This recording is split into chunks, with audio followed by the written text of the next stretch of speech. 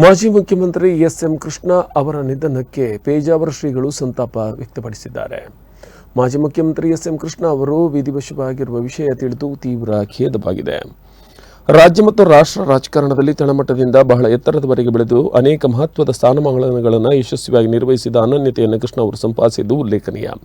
ರಾಜ್ಯದ ಮುಖ್ಯಮಂತ್ರಿಯಾಗಿ ಉತ್ತಮ ಕಾರ್ಯನಿರ್ವಹಿಸಿದ್ದು ಬೆಂಗಳೂರಿನ ಮಾಹಿತಿ ತಂತ್ರಜ್ಞಾನದ ಪ್ರಮುಖ ಕೇಂದ್ರವಾಗಿ ಬೆಳೆಸಿ ಸಾವಿರಾರು ಪ್ರತಿಭಾನ್ವಿತ ಯುವಕರಿಗೆ ಉದ್ಯೋಗ ತರುವಂತೆ ಮಾಡಿ ಜೀವನದ ದಾರಿಯನ್ನು ತೆರೆದಿಡುವಲ್ಲಿ ಅವರ ದೂರದೃಷ್ಟಿಯ ಪಾತ್ರ ಸದಾ ಸ್ಮರಣೀಯ ಎಂದು ಪೇಜಾವರ ಶ್ರೀ ಹೇಳಿದರು.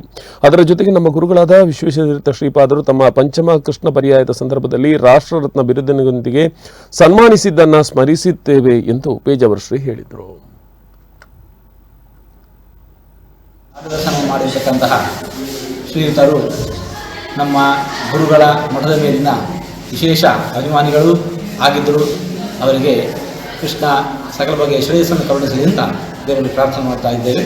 ಅವರ ಕುಟುಂಬಕ್ಕೂ ಕೂಡ ಇವರ ವಿಯೋಗವನ್ನು ಸಹಿಸುವ ಸಾಮರ್ಥ್ಯ ದೇವರು ನೀಡಲಿ ಅಂತ ದೇವರಲ್ಲಿ ಪ್ರಾರ್ಥನೆ ಮಾಡ್ತಾ ಇದ್ದೇವೆ ಎಂದು ಮಾಡ್ತಾರೆ.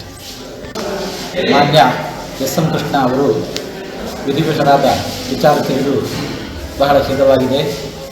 ನಮ್ಮ ದೇಶಕ್ಕೇನು ರಾಜಕಾರಣದಲ್ಲಿ ಉತ್ತಮವಾಗಿರುವ ಮಾರ್ಗದರ್ಶನ ಮಾಡಿರ್ತಕ್ಕಂತಹ ಶ್ರೀಯುತರು ನಮ್ಮ ಗುರುಗಳ ಮಠದ ಮೇಲಿನ ವಿಶೇಷ ಅಭಿಮಾನಿಗಳು ಆಗಿದ್ದರು.